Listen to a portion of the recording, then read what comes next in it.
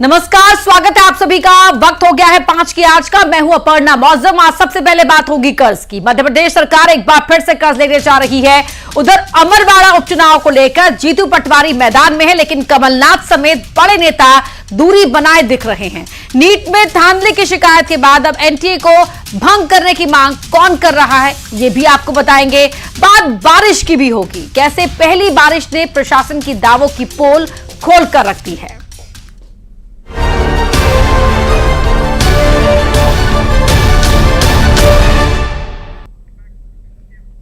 देखिए, सबसे पहले बात कर लेते हैं एमपी सरकार की। मोहन यादव सरकार एक बार फिर कर्ज लेने जा रही है, लेकिन इस बार कर्ज भारी भरकम है। ये कर्ज योजनाओं के संचालन और वित्तीय स्थिति में सुधार के लिए लिया जा रहा है, ऐसा सरकार का कहना है। उधर कर्ज पर सियासत शुरू हो गई है। कांग्रेस ने सरकार पर निशाना साधते हुए कहा कि मध्य प्रदेश कर्ज के बोझ के नीचे दब रहा है, लेकिन सरकार को फर्क नहीं पड़ता है।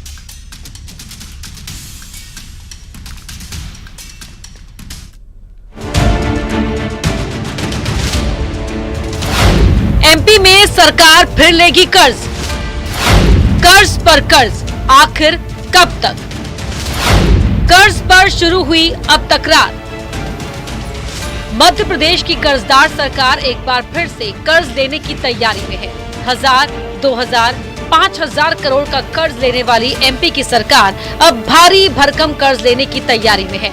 बताया जा रहा है कि इस बार सरकार 88,540 करोड़ रुपए कर्ज लेगी। 73,540 करोड़ बाजार से, 15,000 करोड़ रुपए केंद्र सरकार से कर्ज लिया जाएगा। कर्ज को लेकर अब प्रदेश में सियासत शुरू हो गई है। कांग्रेस ने निशाना साधते हुए बंगला और गाड़ी खरीदने के लिए सरकार पर कर्ज लेने की बात कही है। प्रदेश पर लगातार कर्ज का बोझ बढ़ रहा है। अब बताइए, मध्य प्रदेश के हालात कितने बद से बदतर हो चुके हैं। प्रति व्यक्ति कम से कम 55 से 60 हजार रुपये प्रति कर्ज में दबा हुआ है। बावजूद इसके सरकार चाहती है कि हम मंत्रियों के बंगलों के रिनोवेशन कराएं, हम मंत्रियों को नए नए वाहन खरीदवाएं, जबकि मंत्रियों के पास पिछले बार के क्रिस्टा इनोवा गाड़ियां हैं, बड़ी लग्जरी गाड़ियां हैं, महंगी गाड़ियां हैं, लेकिन इसके बाद भी इनकी योजना और आगे की है। अरे ये तो बंगले भी बनाने को तैयार थे हरियाली काट के शिवाजी नगर में। उधर बीजेपी का कहना है कि वित्तीय स्थिति सुधारने और योजनाओं के लिए कर्ज लिया जा रहा है। कांग्रेस की सरकार भ्रष्टाचार करने के लिए कर्ज लेती थी।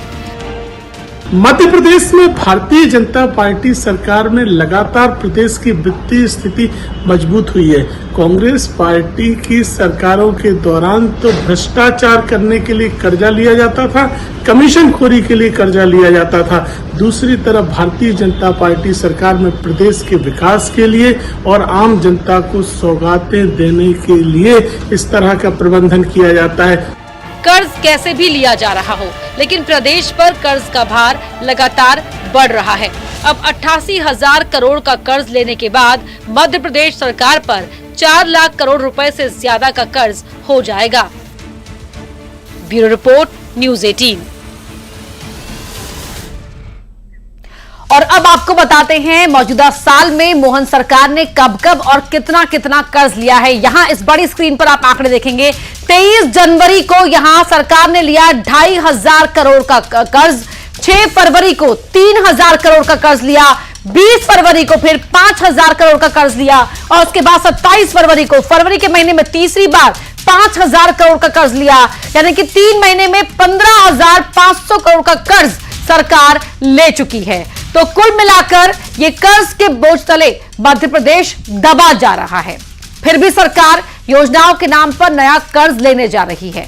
अगर कर्ज के आंकड़ों पर गौर करें तो पता चलता है कि साल 2023 तक प्रदेश पर 3,31,000 करोड़ रुपए का कर्ज था, जो कि 2024 में बढ़कर 3,70,000 करोड़ रुपए पहुंच चुका है। अगर सरकार नया कर्ज लेती है तो कर्ज का यह भार हो जाएगा 4 लाख करोड़ रुपए के भी पार। यानी प्रदेश के हर व्यक्ति पर 50,000 से ज्यादा का कर्ज हो जाएगा। तो ये कर्ज की बात हो गई है। और अब बात करते हैं चुनाव की। जी हां, लोकसभा चुनाव में मध्य प्रदेश की 29 सीट गंवाने के बाद अमरवाड़ा का विधानसभा उपचुनाव कांग्रेस के लिए साख का सवाल बन गया है। कांग्रेस की कोशिश है कि अमरवाड़ा जीतकर कार्यकर्ताओं को बूस्ट किया जाए, लिहाजा प्रदेश अध्यक्ष जीतू पटवारी खुद अमरवाड़ा में डेरा जमाए हुए हैं। कांग्रेस दावा कर रही है कि वो पूरे दमखम के साथ चुनाव लड़ रही है, लेकिन कांग्रेस के बड़े नेता, कांग्रेस के बड़े चेहरे अमरवाड़ा से दूरी बनाए हुए हैं। बात कमलनाथ की कर लीजिए, दिग्विजय सिंह की कर लीजिए, ऐसे कई नेता हैं जो उपचुनाव से दूरी बनाए हुए हैं। वहीं बीजेपी का कहना है कि जीतू पटवारी को छोड़कर कोई भी बड़ा नेता अमरवाड़ा में प्रचार के नहीं जा रहा, ताकि हार का ठीकरा पटवारी पर फोड़ा जा सके। अमरवाड़ा में बीजेपी ने कमलेश शाह तो कांग्रेस ने धीरन शाह इनावती को प्रत्याशी बनाया है, जबकि देवरावन भलावी जीजीपी उम्मीदवार हैं।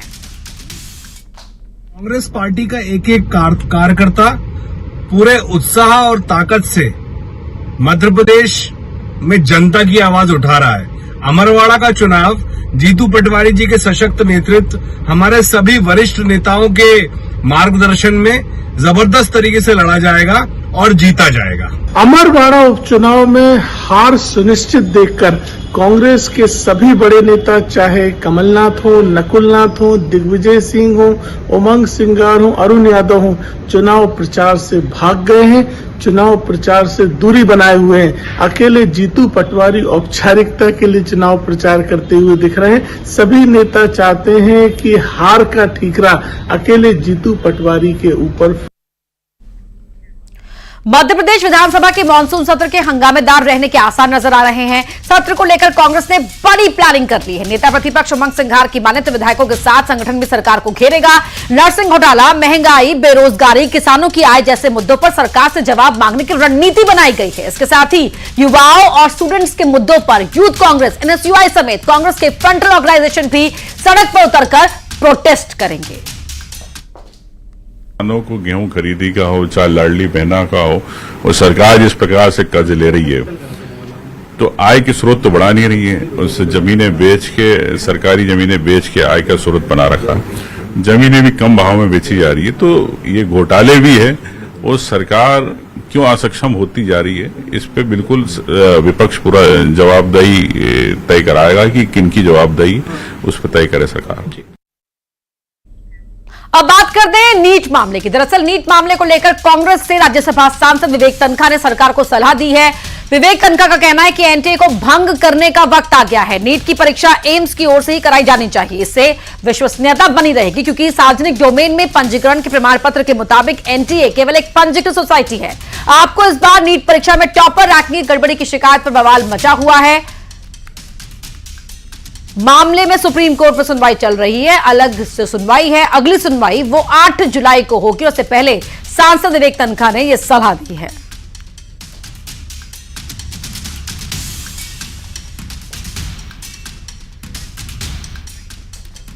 बढ़ते आगे, इंदौर में आबकारी विभाग को बड़ी कामयाबी मिली है। अवैध शराब को लेकर पुलिस ने बड़ा खुलासा किया है। पुलिस आरोपी जिन संचालक को गिरफ्तार कर चुकी है। आरोपी से 35 अलग अलग ब्रांड की 30 पेटी शराब बरामद की गई है। इसकी कीमत 11 लाख रुपए बताई जा रही है। पुलिस का कहना है कि आरोपी दिल्ली और हरियाणा से पार्सल से विदेशी महंगी शराब आती थी। इसे ऐसे पैक करते थे कि कोई पहचान न सके।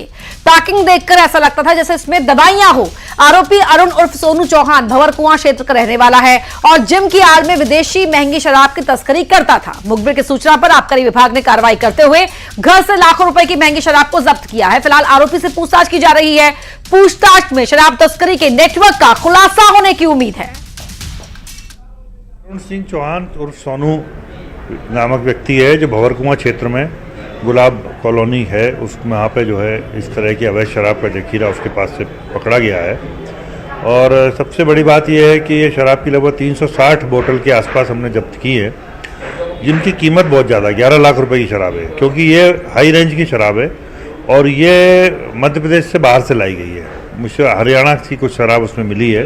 हाँ, और इसका भी एक मॉडस ऑपरेंडी अलग तरह की थी कि ये पैकिंग करके ट्रांसपोर्ट या रेलवे के अलग अलग माध्यम से बुलाता था। उसकी हम जांच कर रहे हैं और फिर उसको एक एक बोतल करके रीपैक करके बेचता था। इन दिनों गौवंश की तस्करी और हत्या के मामले लगातार सामने आ रहे हैं। खबर मंदसौर से है, जहां मांस के टुकड़े फेंके जाने से हिंदुवादी संगठन में नाराजगी है। बताया जा रहा है कि मंदसौर स्थित शिवना नदी में मांस के टुकड़े फेंके जाने को लेकर हिंदुवादी संगठनों ने नाराजगी जाहिर की है। नाराज वीएचपी बजरंग दल के साथ ही तमाम संगठनों ने एसपी कार्यालय के सामने नारेबाजी की और एएसपी को ज्ञापन सौंपकर दोषियों के खिलाफ कार्रवाई की मांग की है, जिस पर एएसपी गौतम सोलंकी ने जांच के बाद कार्रवाई का भरोसा दिलाया है। शांति समिति की बैठक भी हुई थी, उस बैठक में भी सब इंतजाम किए गए थे कि ये जो खराब मटेरियल निकलेगा इसको नगर पालिका के द्वारा वेस्ट मटेरियल जो गाड़ियों से नगर पालिका की चलती है उसमें फेंका जाएगा। नगर पालिका ने इसकी बहुत बढ़िया व्यवस्था करी थी। उसके बाद भी हिंदू समाज की धार्मिक भावनाओं को ठेस पहुंचाने के लिए जिस क्षेत्र में ये फेंका था उसी जगह का हम सब मंदसौर नगरवासी जल पानी पीते हैं। भगवान के अभिषेक में वही जल काम में लाते हैं और उसी जल में ये फेंक के कहीं ना कहीं हिंदू समाज की भावनाओं को आहत करने का काम करा जा रहा है। ये विश्व हिंदू परिषद और सर्व समाज मंदसौर द्वारा एक ज्ञापन दिया गया है, जिसमें जो शिवना मैया में अवशिष्ट पदार्थ मिले संबंध में ज्ञापन दिया गया है। इसमें थाना प्रभारी को जांच के आदेश दिए गए हैं। उसमें सख्त खबरदार से है, जहां एक घर में लूट की वारदात सामने आई है। बताया जा रहा है कि हथियारों के साथ 20 से ज्यादा नकाबपोश बदमाश घर में घुस गए और लूट की वारदात को अंजाम दिया। जिस घर में लूट की वारदात को अंजाम दिया गया वो एक टेंट व्यापारी का घर था। आरोपी जेवरात सामान समेत 5 लाख रुपए लूट कर ले गए। घटना मनावर थाना इलाके की है। घटना के बाद से आसपास के इलाके में लोग डरे हुए हैं। उधर लूट की वारदात के बाद से लॉ एंड ऑर्डर पर भी सवाल उठ रहे हैं। इस तरह लूट की वारदात के बाद लोग काफी दहशत में हैं। संदीप वास्के, मेरे घर चोरी हुई है। हथियार लेके आए थे, बंदूक लेके आए थे, फालिया ये सब लेके आए थे। हमारे पे बंदूक लगा के पूरा घर का सामान 5-6 लाख रुपए का लूट के ले गए। छतरपुर में पुलिस वालों पर बड़ा एक्शन सामने आया है। बताया जा रहा है कि पुलिस अधीक्षक ने आरोपी को वीआईपी ट्रीटमेंट देने पर 4 पुलिस वालों को सस्पेंड कर दिया। कहा जा रहा है कि हत्या के आरोपी को थाने में पुलिसकर्मियों ने कुर्सी पर बैठाकर खाना खिलाया था। इसकी शिकायत पुलिस अधीक्षक तक पहुंची थी। मामले में एक्शन लेते हुए पुलिस अधीक्षक अगम जैन ने 4 पुलिस वालों को सस्पेंड कर दिया। साथ ही एसपी ने विभाग की जांच के भी आदेश दिए हैं। बताया जा रहा है कि आरोपी बीजेपी नेता अभिषेक परिहार को पुलिस थाने में कुर्सी पर बैठाकर खाना खिलाया गया था। थाना क्षेत्र अंतर्गत 4 लोगों को लाइन अटैच किया था और उनको रिलीव कर दिया गया है और पूरे प्रकरण संबंधी जांच भी सीएसपी कर रहे हैं और जांच में पूरे दिन भर के जो तथ्य सामने आएंगे उसके आधार पर अग्रिम कार्रवाई की जाएगी। जांच पूरे दिन भर की दी गई है। जिस दिन आरोपी को रिमांड पे लिया गया था तो उसकी जांच सीएसपी साहब कर रहे हैं और उस आधार पर कार्रवाई की जाएगी। उज्जैन के केडी गेट क्षेत्र में गुंडागर्दी का एक वीडियो वायरल हो रहा है, जिसमें कुछ युवक एक दुकान संचालक के साथ मारपीट कर रहे हैं। इस बीच कुछ अन्य युवक आकर मारपीट में दखल देते हैं और बड़ी घटना होने से रोक देते हैं। पूरा मामला जबरन शराब के लिए रुपए मांगने को लेकर शुरू हुआ था। पुलिस ने मारपीट करने वाले धर्म विशेष के युवकों के खिलाफ एफआईआर दर्ज कर ली है। बात जबलपुर की करते हैं, जहां बारिश के बीच जुमना एयरपोर्ट के बाहरी हिस्से का शेड कार पर गिर गया। कार के शीशे टूट गए और छत चपटी हो गई। तस्वीरों में भी आप देख सकते हैं शेड गिरने के बाद कार का क्या हाल हुआ होगा। अगर इसकी चपेट में कोई शख्स आ जाता तो फिर क्या होता। अब कार की तस्वीरों को देखकर आप समझ सकते हैं। बताया जा रहा है कि कार टर्मिनल बिल्डिंग के मेन गेट के बाहर खड़ी थी। यहां शेड लगा हुआ था। बारिश का पानी नहीं निकल पाने की वजह से शेड का वजन बढ़ गया। लोहे की टेंट का हिस्सा कार पर आकर गिर गया। गनीमत यह रही कि जिस दौरान यह हादसा हुआ उस समय कोई फ्लाइट नहीं आई थी। अगर ऐसा होता तो निश्चित ही यात्रियों की जान पर बना थी। बताया जा रहा है कि एयरपोर्ट का यह नया हिस्सा 3 महीने पहले ही शुरू हुआ। एयरपोर्ट के विस्तार में 450 करोड़ रुपए खर्च हुए, लेकिन इस हादसे ने कई सवाल खड़े कर दिए कि 450 करोड़ की लागत और ये हाल। अब बात करते हैं नदियों के दर्द की। नदियों के सीने को छलनी कर अवैध तरीके से रेत का खनन धड़ल्ले से किया जा रहा है। बस्तर में रेत माफिया को कानून का कोई खौफ नहीं है। प्रशासन सिर्फ कार्रवाई की बात कर अपना पल्ला झाड़ लेता है, लेकिन नदियों का दर्द किसी को समझ नहीं आ रहा।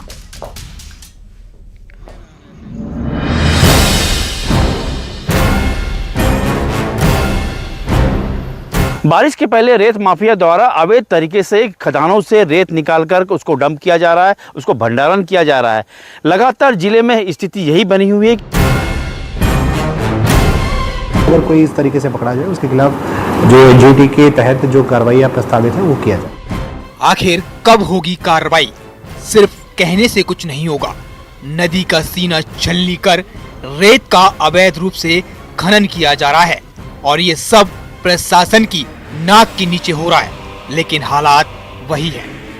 बस्तर में रेत माफियाओं में कानून और कार्रवाई का कोई डर नहीं है। एनजीटी के आदेश के बाद भी जिले में रेत खनन धड़ल्ले से हो रहा है। इन तस्वीरों में आप देख सकते हैं किस तरह मशीनों के जरिए नदी से रेत निकाली जा रही है। रेत का भंडारण कर खनन माफिया मोटी कमाई की तैयारी कर रहे हैं। जगदलपुर से शहर से लगे इंद्रावती जो नदी है वहां से अवैध तरीके से रेत का उत्खनन किया जा रहा है और देख सकते हैं काफी मात्रा में अवैध रेत को यहां डंप किया गया है। इस पर नजर माइनिंग विभाग की शायद नहीं पड़ी है, इसलिए बेखौफ होकर जो रेत माफिया लगातार रेत का उत्खनन कर रहे और रेत को यहां भंडारण कर रहे, जबकि 10 जून के बाद पूरी तरह से रेत उत्खनन पर प्रदेश सरकार ने रोक लगा दिया है। बावजूद इसके जो ये पूरा जो इलाका है यहाँ पर अलग अलग जगहों में काफी मात्रा में रेत का भंडारण किया गया है और ताकि ये आने वाले दिनों में इस रेत को जो अधिक कीमत पर बेचा जा सके। उधर बस्तर कलेक्टर का कहना है कि अवैध खनन पर पूरी तरह से रोक है। अगर कोई ऐसा कर रहा है तो उसके खिलाफ कार्रवाई की जाएगी। ऐसे लोगों को मैं निर्देशित भी करना चाहूँगा कि जो एनजीटी का जो ऑर्डर है उसके हिसाब से जून 1 तारीख से किसी भी तरीके के अवैध खास करके रेत उत्खनन के लिए अधिकृत रूप से भंडारण करना या फिर अनधिकृत से भंडारण करना या फिर अनधिकृत रूप से खनन करना प्रतिबंधित रहेगा। इसके बावजूद भी अगर कोई इस तरीके से पकड़ा जाए उसके खिलाफ जो एनजीटी के तहत जो कार्रवाई प्रस्तावित है वो किया जाए। प्रशासन की ओर से कार्रवाई की बात तो कही जा रही है, लेकिन अवैध खनन पर रोक कब लगेगी ये सबसे बड़ा सवाल है। अवैध रेत खनन के चलते नदियों का अस्तित्व खतरे में है। नदियों को बचाने के लिए अवैध खनन पर एक्शन लेने की जरूरत है। बस्तर से श्रीनिवास नायडू, न्यूज़ 18।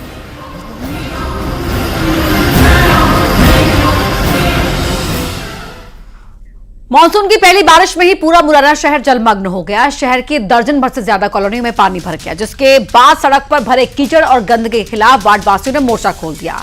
जल जमाव और गंदगी के खिलाफ वार्ड नंबर 47 के निवासी धरने पर बैठ गए। धरने पर बैठे वार्ड के लोगों ने नगर निगम और जिला प्रशासन के खिलाफ जमकर नारेबाजी की। हर साल मानसून के मौके पर मुरैना शहर में जल जमाव देखने को मिलता है। इससे निजात दिलाने के लिए वार्डवासी निगम प्रशासन, कलेक्टर से लेकर नेताओं सबसे गुहार लगा चुके हैं।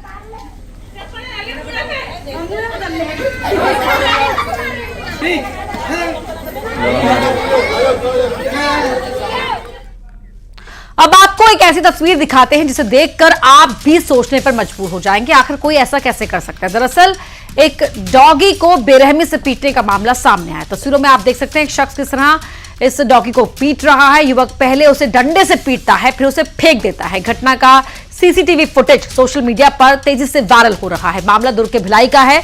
लोगों ने आरोपी युवक के खिलाफ कार्रवाई की मांग की है और पुलिस में शिकायत भी की है।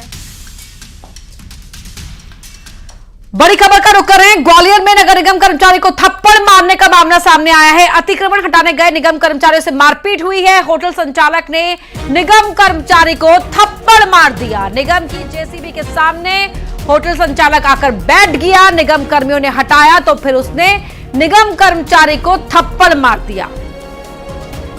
बड़ी खबर ग्वालियर से आपको बता रहे हैं। नगर निगम कर्मचारी को थप्पड़ मारा गया है। जब यहां पर यह टीम अतिक्रमण हटाने के लिए गई हुई थी तो होटल संचालक जो था वो जेसीबी के सामने आकर बैठ गया। जब उसे हटाने की कोशिश की गई तो उसने निगम कर्मचारी को थप्पड़ मार दिया।